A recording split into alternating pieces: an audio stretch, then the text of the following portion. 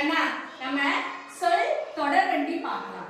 ஏற்கனவே உனக்கு நடத்த உடனே இப்ப நான் ஞாபகப்படுத்துறேன். இப்ப குளவி எந்த எழுத்துல முடிஞ்சிருக்கோ அந்த எழுத்துல இருந்து ஆரம்பிச்சு அடுத்த ஒரு சொல் உருவாக்கணும். சரியா? இது உங்க எல்லாருக்குமே தெரியும். விறகு கூல முடிஞ்சிருக்கு கும்மி, அதுக்கப்புறம் மீல முடிஞ்சிருக்கா அப்ப மிளகு.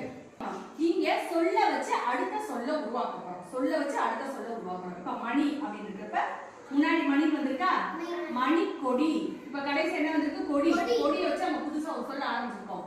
கொடி மலர். அப்ப மலர்ல முடிஞ்சிருக்கா, மலர் விழி. இப்ப விழியில முடிஞ்சிருக்கு, அப்ப விழித்திரை. அடுத்து பாருங்க, திரையில முடிஞ்சிருக்கா, திரைப்படம். இன்னொரு எடுத்துக்காட்டு பாருங்க, மாடி, மாடி படி. இப்ப படியில நம்ம ஆரம்பிக்கணும், படிக்கட்டு. அடுத்து கட்டுல முடிஞ்சிருக்கு, இங்க கட்டுல ஆரம்பிக்கணும், கட்டு கதை. கதையில முடிஞ்சிருக்கா, கதை புத்தகம். இப்ப புத்தகத்துல முடிஞ்சிருக்கு, சோ புத்தகம்.